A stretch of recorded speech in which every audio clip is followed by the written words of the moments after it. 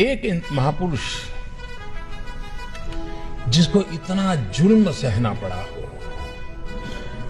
जिसका बचपन अन्याय, उपेक्षा और उत्पीड़न से बीता हो, जिसने अपनी मां को अपमानित होते देखा हो,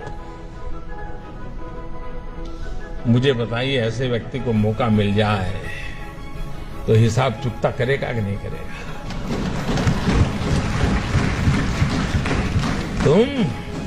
तुम मुझे पानी नहीं भरने देते थे, तुम मुझे मंदिर नहीं जाने देते थे, तुम मेरे बच्चों को स्कूल में एडमिशन देने से मना करते थे।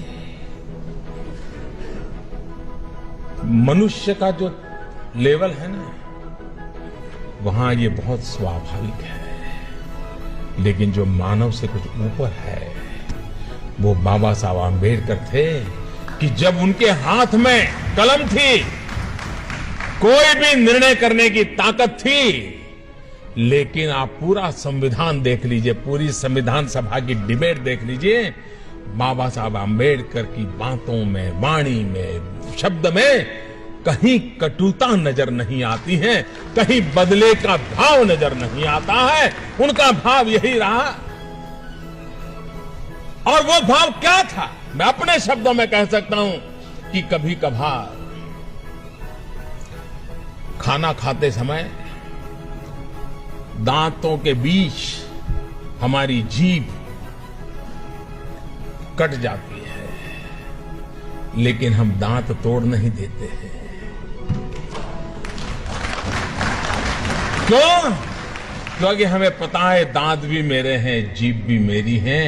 बाबा साहब आंबेडकर के लिए सवर्ण भी उनके थे और हमारे दलित, पीड़ित, शोषित भी दोनों ही उनके लिए बराबर थे।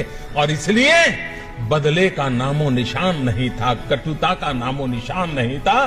बदले के भाव को जन्म न देने का और समाज को साथ लेके चलने की प्रेरणा देने वाला प्रयास बाबा साहब आंबेडकर की हर बात में झलकता है। और ये देश, 125 करोड़ का देश, बाबा साहब आंबेडकर का हमेशा हमेशा ऋणी रहेगा, जिसने देश की एकता के लिए अपने जुल्मों को दबा दिया, गाड़ दिया, भविष्य भारत का देखा और बदले की भावना के बिना समाज को एक करने की दिशा में प्रयास किया।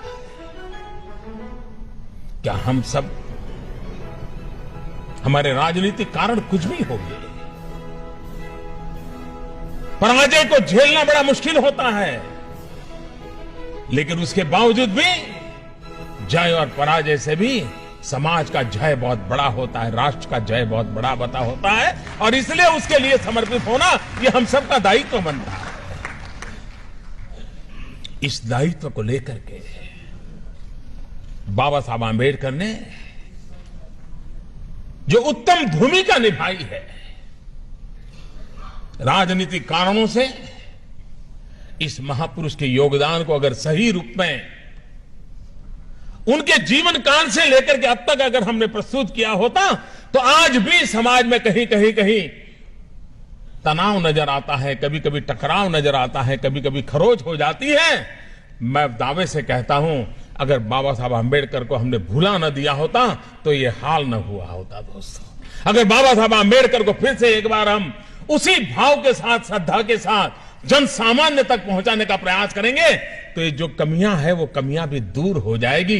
वो ताकत उस नाम में है, उस काम में है, उस समर्पण में है, उस त्याग में है, उस तपस्या में है, उस महान चीजें जो हमें देकर के गए उसके अंदर पड़ा हुआ है। और उसकी पूर्ति के लिए हम लोगों का प्रयास होना बहुत आवश्यक है।